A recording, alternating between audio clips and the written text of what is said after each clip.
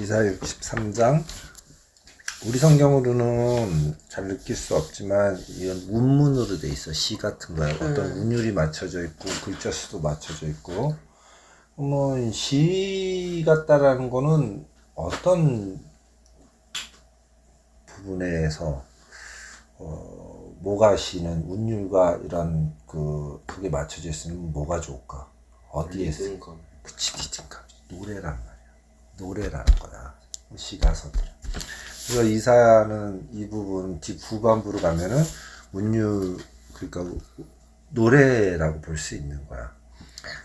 이게 우리는 그냥 읽는 것 같지만 이게 어떤 운율이 있어? 그렇지. 아, 그래서 참 그 원문 성경을 보면은 그런 걸 볼 수 있어. 글자가 딱딱 맞아 떨어지는 거. 그런 걸로. 원문 성경을 보면 이제 특히 지편 119편은 이 알파벳, 그러니까 시브리 알파벳 알렙베트 감말 긴멜 달레 헤바부 자인 이런 식으로 이렇게 A B C D 이렇게 돼 있다고. 그래서 1절부터 8절까지는 다 시작을 알렙으로 시작을 해. 그 다음에 9절부터 16절까지는 베트를 다 시작을 해. 그 다음에 17절부터 24절은 알렙베트 긴멜로 시작해. 여기 있다. 뭐 25절부터 32절은 달렛으로 시작하고, 이런 식으로 다 저기 해. 그렇게 딱딱딱딱 운율이 맞춰져 있어. 지금도 보면은 우리 성경으로는 그냥 산문 약간 뭐랄까 뭔가 웅장한 그런 이런 웅장한 리듬감을 가지고 있겠지만 원문 성경으로는 이제 운율이 있다고. 둔 같은 거 딱딱 그렇게. 그러니까 이제 뭐냐면 랩할 때 딱딱 떨어지는 거 있잖아. 그거 뭐라 그래? 라임이 있어. 오, 역시 음악을 하다니. 라임이 있는 거야. 요즘 말로. 그러면 이 노래가 유행할 때가 있었겠지. 언제였냐면 이스라엘이 바벨론의 포로로 잡혀간 이후에 이제 아빠가 기억하기로는 이제 이 63장 이 노래가 이스라엘 백성들에게 상당히 많이 들려졌대. 바벨론 포로로 잡혀간 이후에. 왜냐면 바벨론 포로로 잡혀가서 그런 생각을 했을 거 아니야. 왜 우리한테 이런 일이 벌어졌을까? 하나님은 그렇게 힘이 없으신 건가? 하나님 믿고 이렇게 왔는데 하나님 능력이 없으신 건가? 왜 우리한테 우리 선민이라고 생각했는데 이런 엄청난 일이 우리에게 닥쳤을까? 이유가 뭘까? 그런 어떤 고통의 상황에서 소망을 찾고자 이 예언의 이 구절을 이스라엘 사람들이 노래로 많이 불렀다는 거지. 그래서 기원전 500여 년경에 이게 많이 이스라엘 민중 속에서 어떤 하나의 많이 불리는 노래로 퍼졌었대. 이사야가 그때 당시 쓴 건데? 예전에 썼지. 예전에 썼던 것들을 기억하고 있다가, 예전에 썼던 것들을 기억하고 있다가 나중에 이제 그런 어려운 상황이 되니까 그 구절들이 생각나니까 그걸 이제 많이 부르는 거지. 어떤 말인지 알겠어? 그러니까 소위 말해서 요즘 유행과 역주행한 거야. 역주행한 거야? 그래. 옛날에? 자, 그래서 이제 보면은 에돔에서 오는 이 누구며 붉은 옷을 입고, 이거 아빠가 되게 좋아했던 구절이었는데, 이 보스라에서 오는 이 누구냐, 그의 화려한 의복, 큰 능력 쭉 나. 이 구절 말고 아빠가 정말 좋아했던 구절은 이게 굉장히 가슴 벅차고 했던 구절인데, 이제 2절 보면 하나님이 어떤 장면이냐면 포도주 만드는 과정 알아? 포도를 따다가 큰 틀에다가 그 포도를 넣고 사람이 들어가서 그걸 막 밟아. 축제인 거지? 막 그러면서 그러면 이제 봤어. 옆으로 이렇게 쭉 포도즙이 이렇게 딱 나와. 그걸 이제 받아가지고 발효를 시켜서 포도주를 만드는 거지. 그래서 사람이 이제 막 가서 밟는 거야. 응? 그런 건데, 이제 여기서 이제 보스라라는 것이 에돔 지방 쪽에 있는 그쪽인데 유명한 포도 산지래. 가본 적은 없어. 책에서 한번 봤어. 그래가지고 이제 보스라 하면은 이스라엘 사람들에게 생각하기에 포도 연상이 딱 되는 거지. 그치. 응? 우리나라 귤 하면 어디가 연상이 돼? 제주도. 그런 것처럼 이스라엘 사람들이 보스라 하면 포도 이게 연상이 되는 거지. 그런데 그 포도주 틀인데 그걸 밟아. 그러면 막 그 뭐야? 그 영화나 그런 데서 보면 포도주 딸 때 여자들이 들어가가지고 막 포도주를 밟 때 치마를 걷어 올리고 막 밟잖아. 맨발로 들어가서. 왜 그래? 그 포도즙이 막 옷에 물드니까. 그런데 그렇게 막 밟는데 그 포도주 틀 속에 하나님의 원수된 자들, 하나님을 패역한 자들이 거기에 담겨서 하나님이 밟아서 그 핀 포도즙이 마치 피처럼 하나님의 옷을 붉게 물들고 그 포도즙이 선혈처럼 흘러가지고 땅을 적시는 거지. 그게 심판인 거야. 마지막 때. 그런 심판을 이야기하면서 그러나 이스라엘은 뭐라 그럴까? 그의 사랑하는 집, 또 자비를 따라 나의 백성이고 거짓을 행하지 아니하는 자녀라고 하면서 하나님이 이스라엘을 구원할 것을 얘기하니까 이스라엘 사람들이 거기에 대해서 이제 소망을 갖는 거지. 자기네를 이렇게 괴롭게 한 바벨론, 아수르, 걔네들이 포도주 틀 속에 던져져서 밟아가지고 하나님의 심판을 받는 그 여호와의 날뿐만 아니라 그럼에도 자신들을 하나님의 백성이라고 하고 거짓을 행하지 않는 자녀라고 이야기하거든. 그러니까 이 사람들이 그런 부분에서 소망을 가지고 이제 나가는 위한 새로운 희망을 심어주기 좋은 거야. 우리가 삶을 살아가는데 사람이 행복하기를 되게 바래. 근데 행복하기 위한 집중하고 행복하기 위한 조건은 이거는 유지하기가 되게 힘들어. 가정이 행복한다. 근데 만약 가정 안에서 누가 병들거나 아프거나 다치거나 그래버리면 그 가정이 행복할 수가 있을까? 걱정과 근심 이런 것들이 들어와버린단 말이야. 우리가 가지고 있는 행복이라는 이 조건의 틀을 유지하는 거는 되게 힘들어. 되게 우리가 바라는 행복의 기준들, 그 조건들, 그 가치들, 경계를 들은 쉽게 무너질 수 거나 부서지는 것으로 대부분 채워져 있어. 왜냐하면 수시로 변하기 때문이거든. 지금 이렇게 우리 가족이 있겠지만 또 만일 갑자기 지금 아빠가 코로나 상황에서 일을 해서 우리 가족이 그 형편이 좀 나아졌지만 만일 또 아빠가 직업을 잃게 돼버려봐. 그럼 또 어려운 시절을 또 갈 수도 있는 거고. 아파서 병들어서 쓰러지거나 또 아니면 우리 휘찬이나 요일이가 아프거나 어떤 사고를 치거나 그랬을 때 우리가 가지고 있었던 그 잠깐의 행복은 금방 부서질 수밖에 없는. 맞아.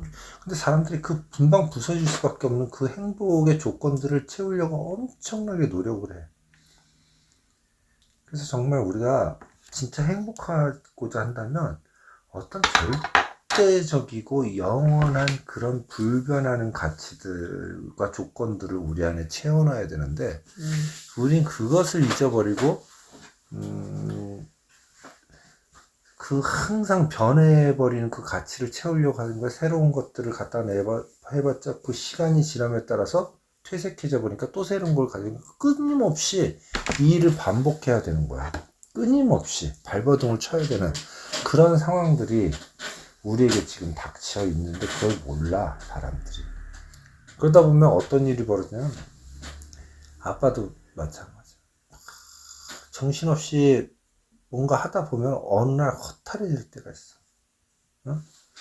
이게 내가 옳게 하는 건가? 맞게 가는 건가?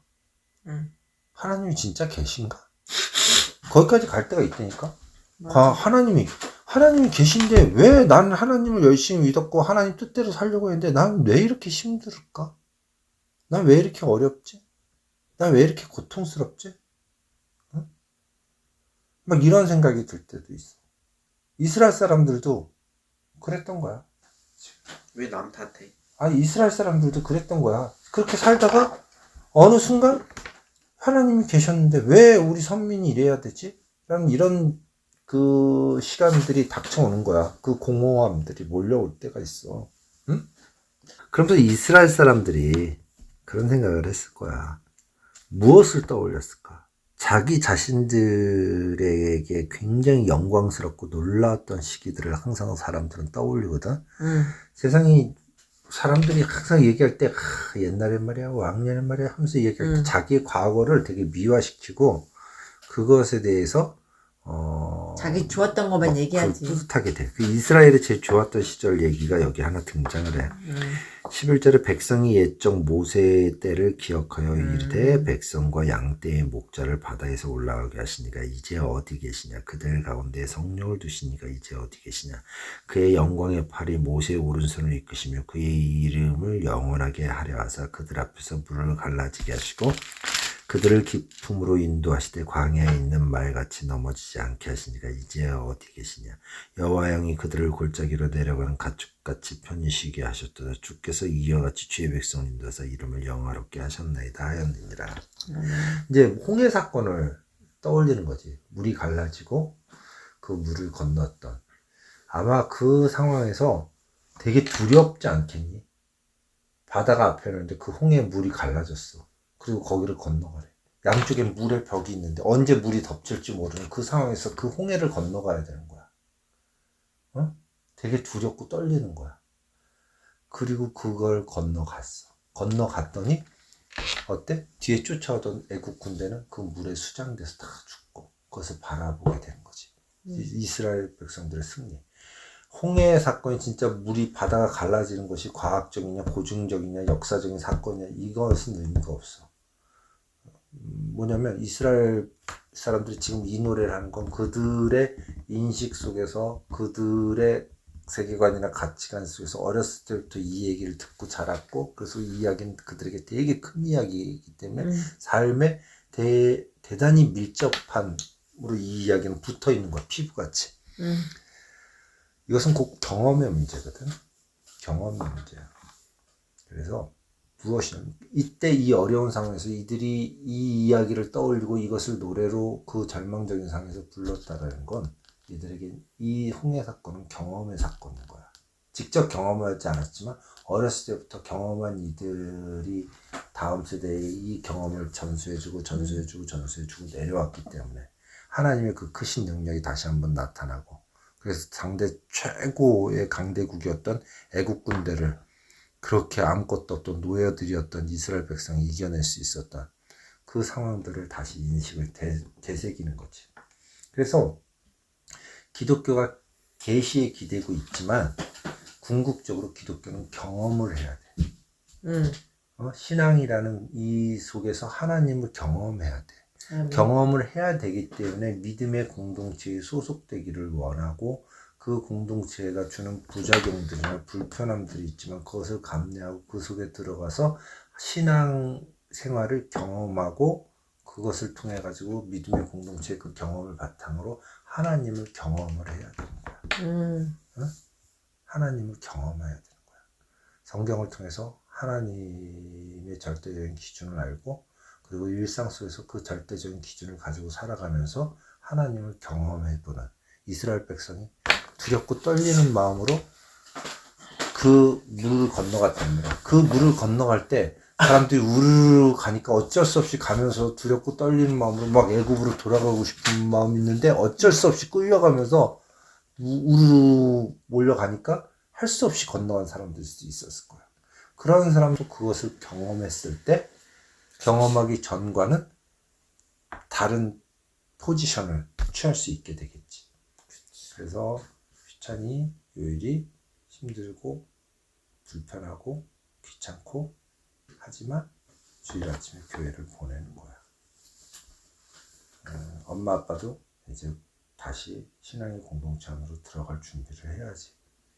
계속해서 많은 어려움들이 있겠지만 언제까지 이렇게 신앙생활을 할 수 없으니까. 그리고 너희들이 신앙의 공동체 안에서 하나님을 체험하기를 원해. 그래서 그 체험되어지는 하나님을 통해서 어느 순간 아빠가 아까 얘기했지 이게 내가 지금 하고 있는 게 맞나? 하나님 계신가? 이런 순간 그런 이런 감정이 들 때 그것을 이겨낼 수 있는 힘이 그저 물길 밑바닥까지 내려갔다가 두려움 속에서도 그 길을 따라갔다 다시 올라온 그 경험이 그것을 이겨내게 해준 거야. 아멘. 알았지? 아멘. 아멘. 정신 차리고 오늘 너무 늦었어. 내가 기도지. 네. 하나님, 마지막 때 알곡은 걷어서 하나님의 곳간에 드리고 포도알은 포도틀 속에 던져 그 밟아핀 티가 하나님의 옷을 적신다 하셨는데 주. 하나님 그 두려움을 그 분노를 면할 수 있도록 깨달음을 주시고 지혜를 주시고 은혜를 주셔서 하나님을 알게 하심을 감사드립니다. 그럼에도 연약한 인생이고 어제가 다 어제와 오늘이 또 다른 그런 부족한 확신이 없는 인생이기에 어떤 때는 여기서 더 나아가지 못하고 두려움에 떨며 뒷걸음치려고 하는 마음들이 있습니다. 하나님 도와주셔서 이스라엘이 저 물길 밑바닥으로 내려갔다가 다시 올라와서 누렸던 그 환희와 벅참과 떨림을 우리가 경험함을 통해서 그런 갈 바를 모르는 상황 속에서 하나님 나를 지키고 발을 반석에 세울 수 있는 힘이 될 수 있도록 신앙 안에서 하나님을 체험할 수 있도록 저희 가족을 도와주옵소서. 아멘. 감사드리며 예수님 이름으로 기도드립니다. 아멘.